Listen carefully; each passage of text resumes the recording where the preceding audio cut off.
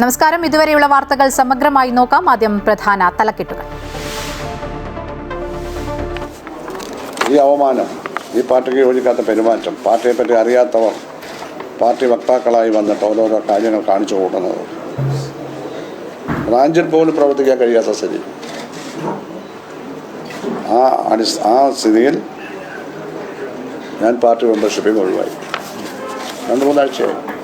പുതുക്കിയിട്ടു. Party മെമ്പറല്ല, അത്രയേ ഉള്ളൂ.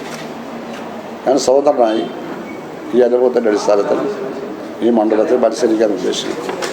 ആ കാര്യം അറിയിക്കാം. അങ്ങനെ പറയുമ്പോഴും കമ്മ്യൂണിസ്റ്റ് പാർട്ടി സ്വതന്ത്ര സ്ഥാനാർത്ഥിയായി അമ്പലപ്പുഴയിൽ മത്സരിക്കുമെന്ന് ജി സുധാകരൻ. ആരുടെയും പിന്തുണ തേടില്ല. CPM മെമ്പർഷിപ്പ് പുതുക്കില്ലെന്നും മറ്റൊരു പാർട്ടിയിലും ചേരില്ലെന്നും സുധാകരൻ. CPMനെതിരെ കടുത്ത വിമർശനം. പാർട്ടിയിൽ പൊളിറ്റിക്കൽ ക്രിമിനൽസ് കൂടുന്നുവെന്നും അമ്പലപ്പുഴയിൽ പാർട്ടി സ്വാധീനം കുറഞ്ഞെന്നും സുധാകരൻ. 3 തവണ മത്സരിച്ച 12 പേർ ഇത്തവണയും രംഗത്തുണ്ടല്ലോ എന്നും വിമർശനം. സുധാകരനെ UDF പിന്തുണച്ചേക്കും. ആലോചിച്ച് ഉചിതമായ തീരുമാനമെടുക്കുമെന്ന് KPCC അധ്യക്ഷൻ സണ്ണി ജോസഫ്.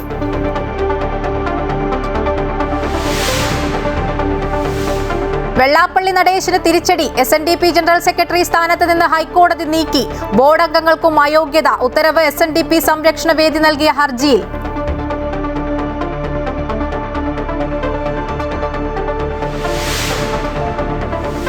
സ്വർണ്ണക്കൊള്ളയിൽ ഉണ്ണികൃഷ്ണൻ പോറ്റിയുടെ പരാതിയിൽ കടകംപള്ളി സുരേന്ദ്രനെതിരെ പ്രാഥമിക അന്വേഷണത്തിന് നീക്കം. തെരഞ്ഞെടുപ്പ് മുന്നിൽ കണ്ടുള്ള കള്ളപ്രചരണമെന്നും പോറ്റിയുടെ പരാതി വ്യാജമെന്നും കടകംപള്ളി. A. പത്മകുമാറിനോട് വിശദീകരണം തേടി CPM ജില്ലാ നേതൃത്വം. പാർട്ടിക്ക് അവമതിപ്പുണ്ടാക്കിയെന്ന് കത്തിൽ. വിശദീകരണം ലഭിച്ച ശേഷം നടപടിക്ക് സാധ്യത.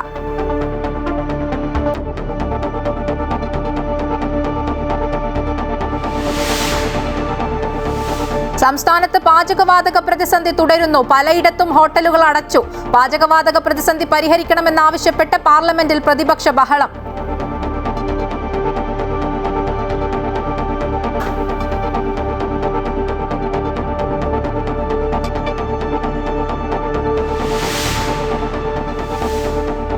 ഹോർമൂസ് കടലിടുക്കിൽ 2 ഇന്ത്യൻ കപ്പലുകൾക്ക് ഇളവ് നൽകി ഇറാൻ. ഇളവ് നയതന്ത്ര ഇടപെടലുകൾക്ക് പിന്നാലെ. സംഘർഷം അവസാനിപ്പിക്കാൻ 3 ഉപാധികളുമായി ഇറാൻ. സൗദിയിൽ എണ്ണപ്പാടത്തിന് നേരെ വീണ്ടും ഡ്രോൺ ആക്രമണം.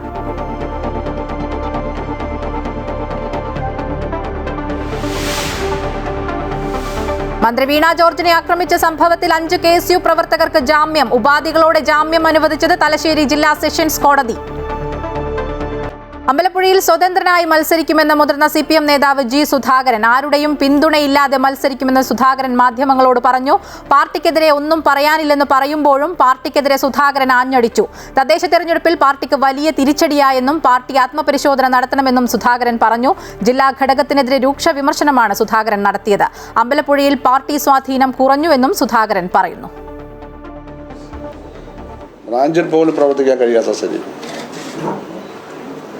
ആ സ്ഥിതിയിൽ ഞാൻ പാർട്ടി മെമ്പർഷിപ്പിൽ ഒഴിവായി. 2-3 ആഴ്ചയായി. പുതുക്കിയിട്ടു. പാർട്ടി മെമ്പറല്ല, അത്രയേ ഉള്ളൂ. ഞാൻ സ്വതന്ത്രനായി ഈ അനുഭവത്തിൻ്റെ അടിസ്ഥാനത്തിൽ ഈ മണ്ഡലത്തിൽ മത്സരിക്കാൻ ഉദ്ദേശിക്കുന്നു. ആ കാര്യം അറിയിക്കാം. അങ്ങനെ പറയുമ്പോഴും കമ്മ്യൂണിസ്റ്റ് പാർട്ടിക്കെതിരെ ഒന്നും പറയില്ല. ഒരാളെയും വ്യക്തിഗത ചെയ്യില്ല. എന്നെ വ്യക്തിഗത ചെയ്താൽ അവരെ ജനങ്ങളിൽ നിന്ന് അവർക്ക് കിട്ടിക്കൊള്ളും. ജി സുധാകരന്റെ നീക്കങ്ങൾ ഗൗരവത്തോടെ വിലയിരുത്തുന്നുവെന്ന് KPCC അധ്യക്ഷൻ സണ്ണി ജോസഫ്. കോൺഗ്രസും UDFും ആലോചിച്ച് ഉചിതമായ തീരുമാനമെടുക്കും. നിലവിൽ സുധാകരനുമായി സംസാരിച്ചിട്ടില്ല. ജി സുധാകരന്റെ പ്രതികരണങ്ങൾ CPMനെ വെട്ടിലാക്കുന്നുണ്ടെന്നും സണ്ണി ജോസഫ് പറഞ്ഞു. അദ്ദേഹത്തിൻ്റെ നീക്കങ്ങൾ വളരെ ഗൗരവത്തോടെ ഞങ്ങൾ വീക്ഷിക്കുന്നു. വളരെ തന്ത്രപരമായ നീക്കങ്ങൾ തന്നെയാണ് അദ്ദേഹത്തിൻ്റെ ഭാഗത്തു നിന്നുണ്ടാകുന്നതെന്ന് മനസ്സിലാക്കുന്നു. അദ്ദേഹത്തിൻ്റെ നിലപാടുകൾക്ക് നാട്ടിൽ സ്വീകാര്യത ഉണ്ടാകുമെന്ന കാര്യത്തിൽ സംശയമില്ല. ആ സംഭവങ്ങളുടെ പുരോഗതിയെ ഞങ്ങൾ കേരളത്തിലെ കോൺഗ്രസ്, ആലപ്പുഴയിൽ നിന്നുള്ള ദേശീയ നേതാക്കന്മാരുൾപ്പെടെയുള്ളവർ വളരെ ശ്രദ്ധാപൂർവം വീക്ഷിക്കുകയും UDF ഉചിതമായ നിലപാടുകൾ സ്വീകരിക്കുകയും ചെയ്യും. കോൺഗ്രസും തന്ത്രപരമായ തീരുമാനത്തിലോട്ട് നീങ്ങും. ഉചിതമായ തീരുമാനങ്ങൾ ആലോചിച്ച് എടുക്കും.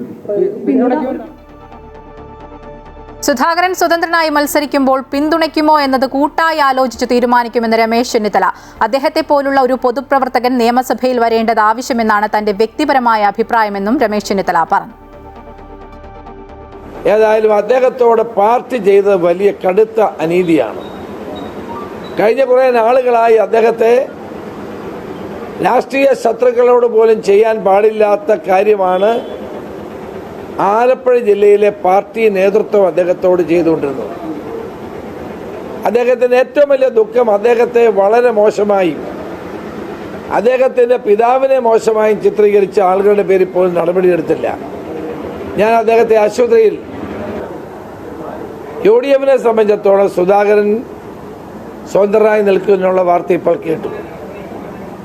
പക്ഷെ അത് ആ കാര്യത്തിൽ എന്ത് വേണമെന്നുള്ളത് പാർട്ടിയും UDF ആലോചിച്ച് നിലപാട് സ്വീകരിക്കേണ്ട കാര്യമാണ്. കൂടുതൽ വിശകലനങ്ങളുമായി അൻഫിൽ ഡിസൂസ ചേരുന്നുണ്ട്. അൻഫിലിറ്റ്, പാർട്ടിക്കെതിരെ പോര് കടുപ്പിച്ചിരിക്കുകയാണ് ജി സുധാകരൻ. വാർത്താ സമ്മേളനത്തിലുടനീളം നേതാക്കൾക്കെതിരെ രൂക്ഷ വിമർശനമാണ് നടത്തിയത്. അതേസമയം തന്നെ പിണറായി സർക്കാരിനെതിരെ ഒരു വിമർശനങ്ങളോ ഒന്നും അദ്ദേഹം നടത്തിയില്ല എന്നുള്ളതും ശ്രദ്ധേയമാണ്. അദ്ദേഹം സ്വതന്ത്രനായി മത്സര രംഗത്തേക്ക് ഇറങ്ങുമ്പോൾ പാർട്ടിയെ സംബന്ധിച്ചിടത്തോളം എത്രത്തോളം നിർണായകമാണ്? കാരണം ആലപ്പുഴ പോലെയുള്ള ഒരു സ്ഥലത്ത് VS അച്യുതാനന്ദൻ കഴിഞ്ഞാൽ തലമുതിർന്ന ഒരു നേതാവാണ് ജി സുധാകരൻ. എങ്ങനെ വിലയിരുത്തുന്നു ഈ സാഹചര്യം? അതെ മായ, അത് തന്നെയാണ് ഈ തെരഞ്ഞെടുപ്പ് കാലത്ത് 2026 നിയമസഭാ തെരഞ്ഞെടുപ്പ് വേളയിൽ ഉണ്ടായേക്കാവുന്ന ഇതിനപ്പുറം മറ്റൊരു രാഷ്ട്രീയ ബോംബ് പൊട്ടാനില്ല. ആ രീതിയിലൊരു വലിയൊരു രാഷ്ട്രീയ ബോംബ് തന്നെ ഇപ്പോൾ പൊട്ടിയിരിക്കുന്നു എന്ന് തന്നെയാണ് പറയേണ്ടത്. ജി സുധാകരനെ പോലുള്ളൊരു നേതാവാണ്.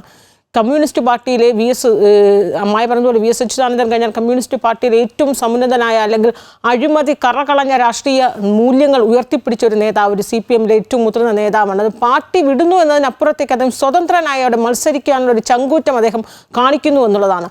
അത് പാർട്ടിയോടുള്ള തൻ്റെ കടുത്ത വിയോജിപ്പാണ് അദ്ദേഹം പറയുന്നത്. പക്ഷേ ആ വാർത്താ സമ്മേളനത്തിൽ ഒരു ഘട്ടത്തിൽ പോലും അദ്ദേഹം പാർട്ടിയെ തള്ളിപ്പറയാനോ ആരെയും വ്യക്തിപരമായി അധിക്ഷേപിക്കാനോ തയ്യാറല്ല എന്ന് അദ്ദേഹം പലയാവർത്തി പറയുമ്പോഴും ഇപ്പോൾ ഈ പാർട്ടിയുടെ മെമ്പർഷിപ്പ് താൻ പുതുക്കുന്നില്ല. പക്ഷേ പാർട്ടിയുടെ അനുഭാവിയായി തന്നെ താൻ തുടരുമെന്ന് അദ്ദേഹം പറഞ്ഞുകൊണ്ടാണ് അദ്ദേഹം താൻ സ്വതന്ത്രനായി അമ്പലപ്പുഴയിൽ മത്സരിക്കുകയും ജയിക്കുകയും ചെയ്യുമെന്ന് പറയുന്നു. ഒരു പാർട്ടിയുടെയും പിന്തുണ താൻ തേടുന്നില്ല എന്ന് അദ്ദേഹം പറയുന്നു. UDFന്റെ BJPയുടെ ആരുടെയും പിന്തുണ താൻ തേടുന്നില്ല എന്ന് അദ്ദേഹം പറയുമ്പോഴും അതിനുള്ളൊരു സ്പേസ് അദ്ദേഹം അവിടെ ബാക്കി വെക്കുന്നുണ്ട്. കാരണം സ്വതന്ത്രനായി അദ്ദേഹം അവിടെ മത്സരിക്കുന്നതിനുള്ള എന്തുകൊണ്ട് അദ്ദേഹം സ്വതന്ത്രനായി മത്സരിക്കുന്നു അതിനുള്ള എല്ലാ കാരണങ്ങളും അദ്ദേഹം പറയുന്നുണ്ട്. പാർട്ടിയിൽ നിന്ന് താൻ നേരിട്ട അവഗണനയും ജില്ലാ നേതൃത്വത്തിൽ നിന്ന് താൻ നേരിട്ട കടുത്ത അവഗണനയും തൻ്റെ പിതാവിനെ വരെ പറയുന്ന ഒരു സാഹചര്യം ഉണ്ടായി. പക്ഷെ അങ്ങനെ പറഞ്ഞവർക്ക് ആർക്കും എതിരെ ഒരു പാർട്ടി ഒരു നടപടിയും എടുത്തില്ല. ഇത്തരം കാരണങ്ങൾ ചൂണ്ടിക്കാട്ടിയാണ് അദ്ദേഹം പാർട്ടിയിൽ നിന്നും മാറി നിന്നുകൊണ്ട് സ്വതന്ത്രനായ അമ്പലപ്പുഴ മത്സരം. പക്ഷെ അത് ഈ CPMനേറ്റ ഏറ്റവും വലിയ ആഘാതം എന്ന് തന്നെ പറയേണ്ടിയിരിക്കുന്നു. കാരണം വളരെ കാലമായി അദ്ദേഹം പാർട്ടിയിൽ നിന്നൊക്കെ മാറി അകന്നൊക്കെ കഴിയുന്നുണ്ടെങ്കിൽ പോലും ഇങ്ങനെ ഒരു നിലപാട് അദ്ദേഹം എടുക്കുമെന്ന് കഴിഞ്ഞ കുറച്ച് ദിവസമായി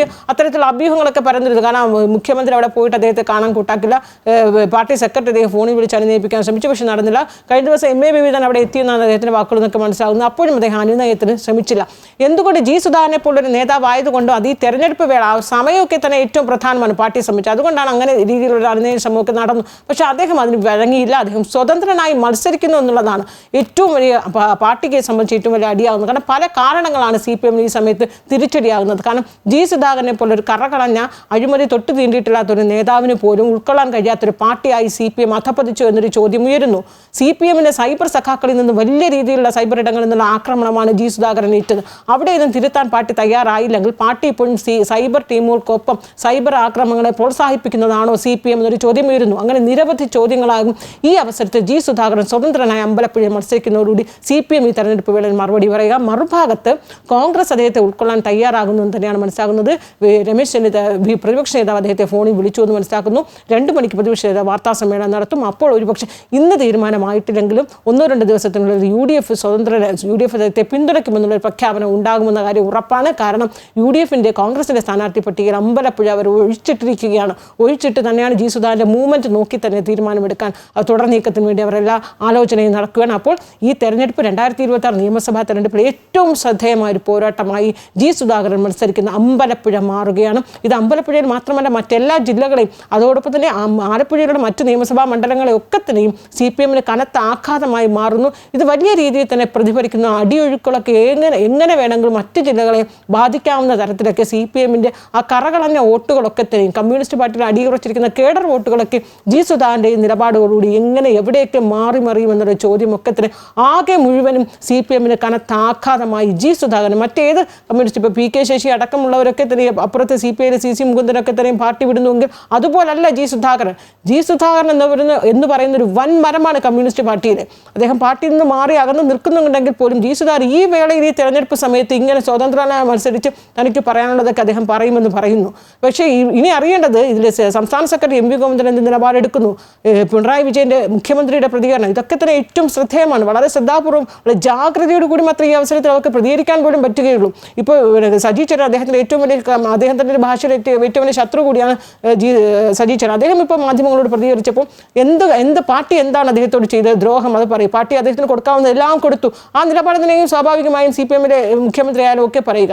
പാർട്ടി കൊടുക്കേണ്ടത് മുഴുവൻ കൊടുത്തു, പക്ഷേ അദ്ദേഹം കാണിച്ചൊരു അനീതി എന്ന രീതിയിലാണ് സജി ചെറിയാൻ പറയുന്നത്. പാർട്ടി ഇതിന് മറുപടി പറയുമെന്നും സജി ചെറിയാൻ പറയുന്നുണ്ട്. അത് ഏത് രീതിയിലുള്ള മറുപടിയായിരിക്കും പാർട്ടി അവിടെ പറയുക? ഒരുപക്ഷെ അമ്പലപ്പുഴയിൽ ഒരു സ്ഥാനാർത്ഥിയെ നിർത്തി ആ രീതിയിലൊരു മറുപടിയാണോ ഉദ്ദേശിക്കുന്നത്? എന്തായാലും 2026 എന്ന് പറയുന്നത് ഈ അമ്പലപ്പുഴയിലെ ജി സുധാകരൻ്റെ സ്ഥാനാർത്ഥിത്വം വലിയ രീതിയിൽ കോളിളക്കം അല്ലെങ്കിൽ കൊടുമ്പിരി കൊണ്ടൊരു പ്രചാരണം രാഷ്ട്രീയ മൂവ്മെന്റ് തന്നെ ഇവിടെ നടന്നു എന്ന് തന്നെ പറയേണ്ടിയിരിക്കുന്നു.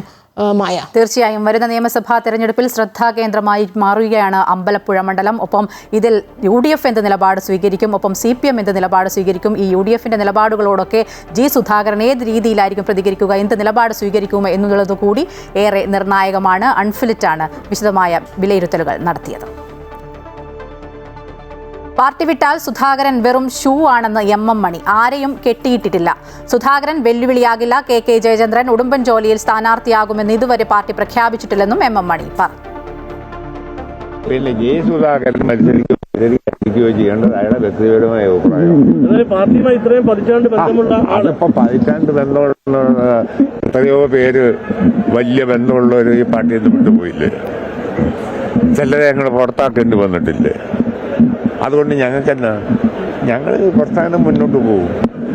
MM മണി ഇതിൽ നിൽക്കുമ്പം വലിയ പുള്ളിയാണ്, ഇതിൽ നിന്ന് വിട്ടുപോയാൽ പോകുക.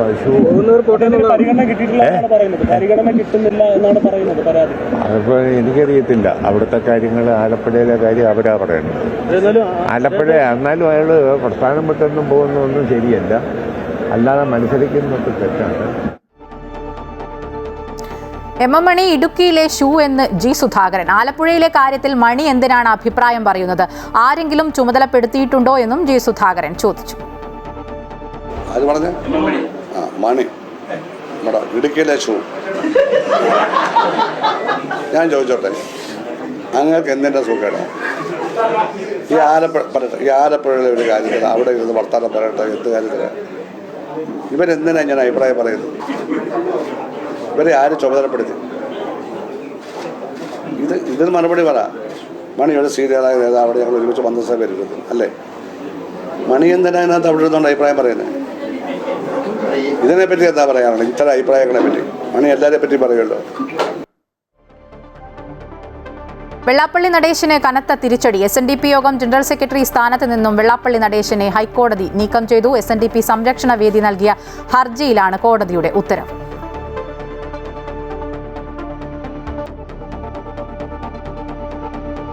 വെള്ളാപ്പള്ളി നടേശനും മറ്റു ഭാരവാഹികൾക്കും ഒരു നിമിഷം പോലും SNDP യോഗത്തിന്റെ തലപ്പത്ത് തുടരാൻ സാധിക്കില്ലെന്ന ഹർജിക്കാർ.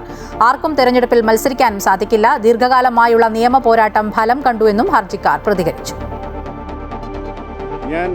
ഞങ്ങൾ ഈ വിധിയെ ശ്രീനാരായണ ഗുരുദേവന് സമർപ്പിക്കുക. SNDP യോഗത്തിൽ കഴിഞ്ഞ 30 വർഷക്കാലം നടന്ന മാഫിയ ഭരണത്തിന് അന്ത്യം കുറിച്ചിരിക്കുന്നു. ഇന്ന് കോടതിയിൽ വന്ന ഏറ്റവും സുപ്രധാനപ്പെട്ട വിധി, ഇന്ന് SNDP യോഗത്തിലെ ഭാരവാഹികളായിരിക്കുന്ന മുഴുവൻ ആളുകളും ഈ നിമിഷം മുതൽ SNDP യോഗത്തിന്റെ ഭാരവാഹികളല്ല എന്ന് കോടതി പ്രഖ്യാപിച്ചു. 2, 170 ഡയറക്ടർമാരിൽ മുഴുവൻ ആളുകളും അവർ ഡയറക്ടർമാരല്ല എന്നും പ്രഖ്യാപിച്ചു. പകരം സംവിധാനമൊരുക്കാൻ സംസ്ഥാന സർക്കാരിനെ ചുമതലപ്പെടുത്തി അത്യാവശ്യമായ ഡയറക്ടർമാരെ നിയമിച്ച് താൽക്കാലിക ഭരണം നടത്തുവാനാണ് ഗവൺമെന്റിനോട് കോടതി നിർദ്ദേശിച്ചത്. ഏറെ നാളായി തങ്ങൾ നടത്തിയ നിയമ പോരാട്ടത്തിന്റെ ഫലമാണ് വെള്ളാപ്പള്ളി നടേശന്റെ അയോഗ്യതയെന്ന് SNDP യോഗം മുൻ പ്രസിഡന്റ് CK വിദ്യാസാഗർ. 2020-21 തുടങ്ങിയ പോരാട്ടത്തിൽ തീരുമാനമുണ്ടാകാൻ 6 കൊല്ലമെടുത്തു. കേസ് നടപടികൾ നീട്ടിക്കൊണ്ടുപോകാനുള്ള നടേശന്റെ തന്ത്രമാണ് വിധി വൈകാൻ കാരണം. വെള്ളാപ്പള്ളിയുടെ നീരാളി പിടുത്തത്തിൽ നിന്നും SNDP യോഗത്തിന് മോചനമായെന്നും വിദ്യാസാഗർ പറഞ്ഞു. ദീർഘകാലമായി ഞങ്ങൾ നടത്തിക്കൊണ്ടിരിക്കുന്ന നിയമ യുദ്ധങ്ങൾ അതിൻ്റെ ഒരു കൾമിനേഷനിലെത്തിയിരിക്കുകയാണ്. വളരെ നേരത്തെ ഉണ്ടാകേണ്ട ഒരു തീരുമാനമാണിത് വാസ്തവത്തിൽ. പക്ഷേ ഈ കേസ് നടപടികൾ അനന്തമായി നീട്ടിക്കൊണ്ടു പോകാനുള്ള നടേശൻ നിയോഗിക്കുന്ന അഭിഭാഷകരുടെയും ഒരു തന്ത്രങ്ങളും ഒക്കെ ആയിട്ട് ഇങ്ങനെ നീണ്ടു പോയതാണ്. തനിക്കെതിരായ ഉണ്ണികൃഷ്ണൻ പോറ്റിയുടെ പരാതി തെരഞ്ഞെടുപ്പ് മുന്നിൽ കണ്ടുള്ള ഗൂഢാലോചനയെന്ന് കടകംപള്ളി സുരേന്ദ്രൻ. ഇതിനു പിന്നിൽ ആരെന്ന് പിന്നീട് വ്യക്തമാക്കുമെന്നും കടകംപള്ളി സുരേന്ദ്രൻ പറഞ്ഞു. അതേസമയം ശബരിമല സ്വർണ്ണക്കൊള്ളയിലടക്കം കടകംപള്ളിക്കെതിരായ ആരോപണങ്ങളിൽ പരിശോധനയ്ക്ക് തയ്യാറെടുക്കുകയാണ് പാർട്ടിയെന്നാണ് സൂചന. ശബരിമല സ്വർണ്ണക്കടത്ത് കേസ് 1-ാം പ്രതി ഉണ്ണികൃഷ്ണൻ പോറ്റി കടകംപള്ളി സുരേന്ദ്രനെതിരെ DGPക്ക് നൽകിയ പരാതിയിലാണ് കടകംപള്ളി സുരേന്ദ്രൻ MLA വിശദീകരണം നൽകിയത്. പരാതി തനിക്കെതിരായ രാഷ്ട്രീയ ഗൂഢാലോചനയുടെ ഭാഗമാണ്. തന്നെ വ്യക്തിപരമായി അപമാനിക്കാനുള്ള ശ്രമമാണിത്. വരാൻ പോകുന്ന തെരഞ്ഞെടുപ്പിൽ തനിക്കും പാർട്ടിക്കുമുള്ള മേൽക്കൈ തകർക്കാനാണ് ശ്രമം. ഇതിനു പിന്നിൽ ആരാണെന്ന് പിന്നീട് വ്യക്തമാക്കാമെന്നും കടകംപള്ളി പറഞ്ഞു. എന്നെ അപമാനിക്കാൻ നമ്മുടെ സ്നേഹിതന്മാരിൽ ആരെങ്കിലും ഒരാൾ നടത്തിയ ഒരു നീചമായ ഗൂഢാലോചനയായിട്ട് മാത്രമേ പോറ്റിയുടെ ഈ പരാതിയെ എനിക്ക് കാണാൻ വേണ്ടി സാധിക്കുന്നുള്ളൂ. അത് ആരായിരിക്കും എന്നുള്ളതിനെ സംബന്ധിച്ച് ഞാൻ നിങ്ങളോടിപ്പോൾ പറയേണ്ട കാര്യമില്ല. നിങ്ങൾക്കറിയാം ആരായിരിക്കും പോറ്റിയെ കൊണ്ട് ഇത്തരമൊരു വ്യാജ പരാതി കൊടുപ്പിച്ചതിൻ്റെ പിന്നിലുള്ളത് എന്ന്. അതേസമയം കടകംപള്ളിക്കെതിരെ പോറ്റി നൽകിയ പരാതിയിൽ DGPയുടെ നിർദ്ദേശപ്രകാരം തുമ്പ പോലീസ് പ്രാഥമിക അന്വേഷണം ആരംഭിച്ചു. കടകംപള്ളി സുരേന്ദ്രനും പ്രതിഭയെന്ന സ്ത്രീയും ഗൂഢാലോചന നടത്തി തനിക്കെതിരെ ഭൂമി തട്ടിപ്പിന് പരാതി നൽകിയതായും തന്റെ ജയിൽ മോചനം തടയാനുള്ള ശ്രമമാണിതെന്നുമാണ് ഉണ്ണികൃഷ്ണൻ പോറ്റി DGPക്ക് നൽകിയ പരാതിയിൽ പറയുന്നത്. അമൃത ന്യൂസ്, തിരുവനന്തപുരം. ശബരിമല സ്വർണ്ണക്കൊള്ള കേസിൽ പ്രതിയായ തിരുവിതാംകൂർ ദേവസ്വം ബോർഡ് മുൻ പ്രസിഡന്റും CPM പത്തനംതിട്ട ജില്ലാ കമ്മിറ്റി അംഗവുമായ A. പത്മകുമാറിനോട് വിശദീകരണം തേടി പാർട്ടി. തപാലിലൂടെയാണ് വിശദീകരണം ആവശ്യപ്പെട്ട് ജില്ലാ നേതൃത്വം നോട്ടീസ് നൽകിയത്. പാർട്ടിക്ക് അവമതിപ്പുണ്ടാക്കിയതിൽ വിശദീകരണം നൽകണമെന്നാണ് നോട്ടീസിന്റെ ഉള്ളടക്കം. വിശദീകരണം ലഭിച്ച ശേഷം നടപടിയിലേക്ക് കടക്കാനാണ് സാധ്യത. സംസ്ഥാനത്ത് പാചകവാതക പ്രതിസന്ധി തുടരുന്നു. പലയിടത്തും ഹോട്ടലുകൾ അടച്ചു. ഗാർഹിക ഉപഭോക്താക്കൾക്ക് ആശങ്ക വേണ്ടെന്ന് കേന്ദ്രം അറിയിച്ചു. സാഹചര്യങ്ങൾ സൂക്ഷ്മമായി വിലയിരുത്താൻ ചീഫ് സെക്രട്ടറിമാർക്ക് കേന്ദ്ര ആഭ്യന്തര സെക്രട്ടറി നിർദ്ദേശം നൽകി. ഇന്ധനക്ഷാമമുണ്ടെന്ന പ്രചാരണം തടയണമെന്നാണ് ആവശ്യം. കേന്ദ്ര ഭരണ പ്രദേശങ്ങൾക്കും നിർദ്ദേശം നൽകിയിട്ടുണ്ട്. അതേസമയം 30% ഇന്ധന പ്രതിസന്ധി മാത്രമാണ് രാജ്യത്തുള്ളത് എന്ന് ആവർത്തിക്കുകയാണ് കേന്ദ്ര പെട്രോളിയം മന്ത്രാലയം. പാർലമെന്റ് ഇന്നും പ്രതിപക്ഷ ബഹളത്തിൽ പ്രക്ഷുബ്ധം. രാജ്യവ്യാപകമായുള്ള പാചകവാതക പ്രതിസന്ധിയിലാണ് പ്രതിപക്ഷം പ്രതിഷേധിച്ചത്. സഭ 2 മണിവരെ നിർത്തിവെച്ചു. സ്പീക്കർക്കെതിരായ അവിശ്വാസ പ്രമേയം ലോക്സഭ ഇന്നലെ ശബ്ദ വോട്ടോടുകൂടി തള്ളിയതിന് പിന്നാലെ ഓം ബിർള ഇന്ന് സഭയിലെത്തി സഭ നിയന്ത്രിച്ചു. പാചകവാതക പ്രതിസന്ധിയിൽ ലോക്സഭയ്ക്ക് പുറത്തും MPമാർ പ്രതിഷേധിച്ചു. ബാനർ ഉയർത്തിയായിരുന്നു പ്രതിഷേധം.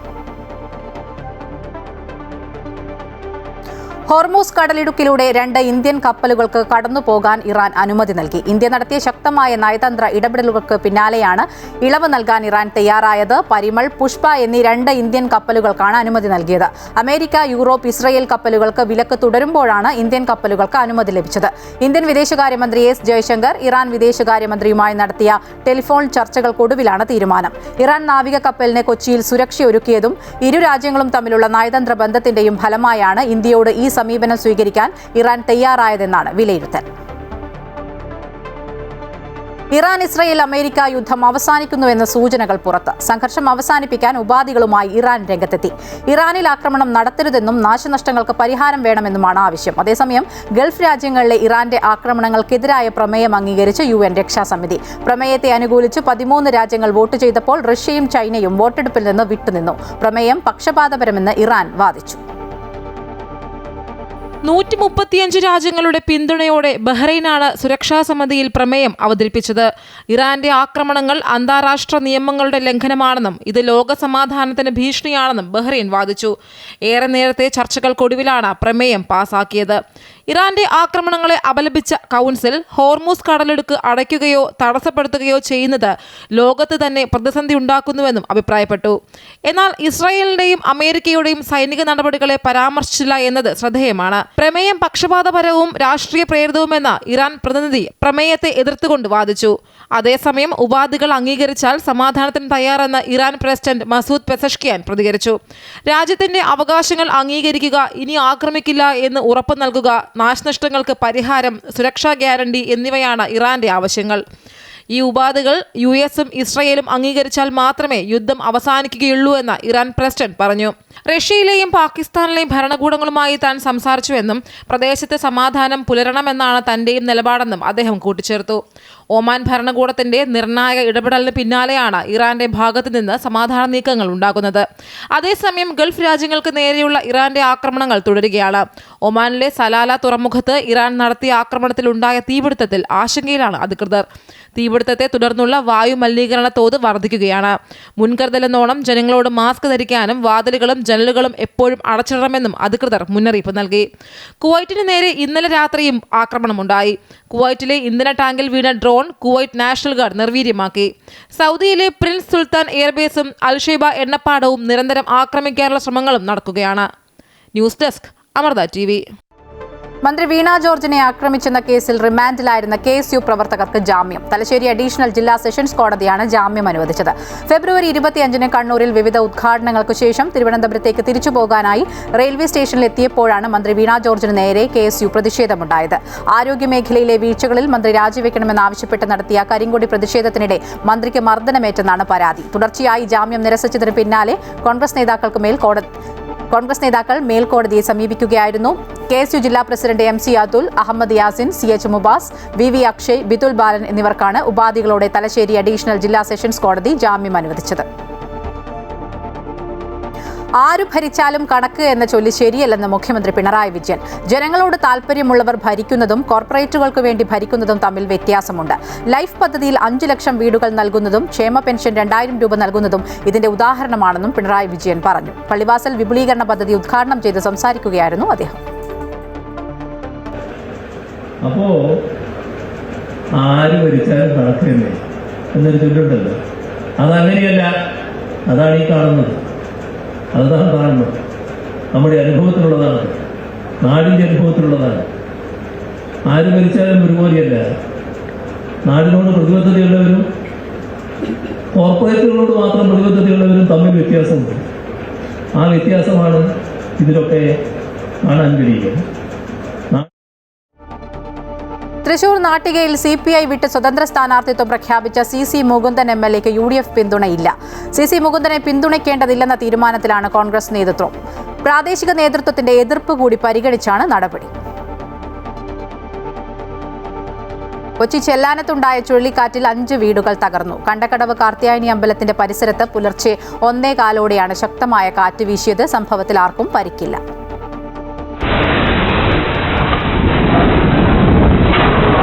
പുലർച്ചെ 1 മണിയോടെ ചെല്ലാനത്ത് ആഞ്ഞുവീശിയ ചുഴലിക്കാറ്റ് 5 മിനിറ്റിലേറെ നേരം നീണ്ടുനിന്നു. 5 വീടുകൾ തകർന്നു. ഉറങ്ങിക്കിടന്ന സമയത്തുണ്ടായ അപ്രതീക്ഷിത സംഭവത്തിന്റെ നടുക്കത്തിലാണ് നാട്ടുകാർ. വീട് തകർന്നു വീഴുന്നതിന്റെ ശബ്ദം കേട്ട് എല്ലാവരും പുറത്തേക്ക് ഇറങ്ങി ഓടുകയായിരുന്നു. 1 മണി കഴിഞ്ഞ് കാറ്റ് വന്നപ്പോൾ ഭയങ്കര കാറ്റായിരുന്നു. കാറ്റ് വന്നത് മണ്ണോടുകൂടി അങ്ങോട്ട് തെറിച്ച് പെരടാത്തോട്ട് കയറുകയാണ് ചെയ്തു. വാതിൽ തുറക്കാൻ എനിക്ക് നേരം കിട്ടിയില്ല. അതിക്ക് മുമ്പ് തന്നെ എൻ്റെ കണ്ണൊക്കെ മണ്ണിൽ വന്ന് വീണ് മൂടി. ഒരു കണക്കിന് ഞാൻ വാതിൽ തുറന്ന് പുറത്ത് വന്നു. ഇപ്പോൾ ഞാൻ കെട്ടി വന്നിട്ട് എനിക്ക് 70 വയസ്സായി. 72 വയസ്സായി. 73 ഇത്ര വലിയ കാറ്റ് വന്ന് ഇതുവരെയും കണ്ടിട്ടില്ല. ഇതാദ്യമായിട്ടായിരുന്നു. എന്താണ് സംഭവിക്കണമെന്ന് പോലും ഞങ്ങൾക്ക് അറിയാൻ പറ്റൂലായിരുന്നു. അത്രയ്ക്ക് ഇതായിരുന്നു. ഭാഗ്യം കൊണ്ട് അമ്മച്ചിക്ക് ഒരു കുഴപ്പമില്ലായിരുന്നു. ആ കട്ടിലിൻ്റെ മൂലക്കൊണ്ടിരുന്ന് പരിക്കുകളൊന്നും പറ്റിയില്ല. ടോണി, മെയ്ബി, ബിനു, ജോബൻ, ഷിബു എന്നിവരുടെ വീടുകൾക്കാണ് ഗുരുതര കേടുപാടുകൾ ഉണ്ടായത്. സ്ഥലം MLA KJ മാക്സി പ്രദേശത്തെത്തി സ്ഥിതിഗതികൾ വിലയിരുത്തി. ഒരു 3-5 വീടുകൾ, അതെല്ലാ വീടുകളും പഴയ വീടുകളാണ് സംഭവിച്ചത്. ഷീറ്റും ഓടുള്ള വീടുകൾക്കാണ് സംഭവിച്ചേക്കണം. മറ്റു വീടുകൾക്കൊന്നും ഒരു കുഴപ്പമില്ല. സാധാരണ കാറ്റ് വരുമ്പോൾ എന്ന് പറയുന്നത് മുന്നൊരുക്കമായിട്ട് ഒരു മഴയുണ്ടാവും, അല്ല മറ്റു സംഭവങ്ങളുണ്ട്. ഇതൊന്നുമില്ല. അപ്പോൾ അന്തരീക്ഷത്തിൻ്റെ ഒരു മാറ്റമില്ലായിരുന്നു. ഈ രാത്രി ഒരു 1:30 മണിയായപ്പോഴാണ് ഈ കാറ്റ്. അത് ചില ഭാഗത്ത് മാത്രം. വില്ലേജ് ഓഫീസറുടെ നേതൃത്വത്തിൽ നഷ്ടങ്ങളുടെ കണക്കെടുപ്പ് ആരംഭിച്ചിട്ടുണ്ട്. അതിനനുസരിച്ചുള്ള നഷ്ടപരിഹാരം കുടുംബങ്ങൾക്ക് നൽകുമെന്ന് ജനപ്രതിനിധികൾ വ്യക്തമാക്കി. സ്ഥിരമായി കടൽക്ഷോഭമുണ്ടാകുന്ന മേഖലയാണ് ചെല്ലാനം. നിലവിൽ ഇവിടെ കടൽ ഭിത്തികൾ പണിതിട്ടുണ്ട്. അമൃത ന്യൂസ്, കൊച്ചി. സിനിമയിൽ ബാലതാരമായി തിളങ്ങിയ ഹരിമുരളിയെ വീട്ടിൽ മരിച്ച നിലയിൽ കണ്ടെത്തി. പയ്യന്നൂരിലെ വീട്ടിലായിരുന്നു മരിച്ച നിലയിൽ കണ്ടെത്തിയത്. രസികൻ, അണ്ണൻ തമ്പി, മാടമ്പി തുടങ്ങി 50ഓളം സിനിമകളിൽ ബാലതാരമായി അഭിനയിച്ചു. VFX ആർട്ടിസ്റ്റായി ജോലി ചെയ്യുകയായിരുന്നു.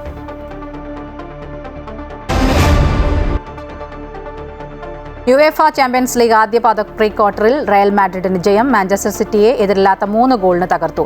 സമീപകാലത്തെ ഏറ്റവും മികച്ച വ്യക്തിഗത പ്രകടനങ്ങളിലൊന്നായിരുന്നു യൂറോപ്യൻ ഫുട്ബോൾ ലോകം സാക്ഷ്യം വഹിച്ചത്. ഫെഡറിക്കോ വാൽവെർഡെയുടെ ഉജ്ജ്വലമായ ഹാട്രിക്കാണ് മാഞ്ചസ്റ്റർ സിറ്റിയെ തകർത്തത്. 22 മിനിറ്റുകൾക്കിടയിൽ വാൽവെർഡെ നേടിയ 3 ഗോളുകളാണ് നിർണായകമായത്. മറ്റൊരു മത്സരത്തിൽ ചെൽസിക്കെതിരെ PSG ജയം. 5-2 PSG ജയം. ആവേശകരമായ ആദ്യ പോരാട്ടത്തിൽ ബയർ ലെവർകൂസനും ആഴ്സണലും ഓരോ ഗോൾ വീതം നേടി സമനിലയിൽ പിരിഞ്ഞു. സ്വന്തം തട്ടകമായ ബയർ അരീനയിൽ ലെവർകൂസൻ ഉയർത്തിയ കടുത്ത വെല്ലുവിളിയെ 89-ാം മിനിറ്റിൽ പെനാൽറ്റി ഗോളിലൂടെയാണ് ആഴ്സണൽ മറികടന്നത്. ഇതോടെ ഉച്ചവാർത്ത പൂർണ്ണമാവുകയാണ്. കൂടുതൽ വാർത്തകൾക്കായി അമൃത ന്യൂസ് യൂട്യൂബ് ചാനൽ സന്ദർശിക്കുക.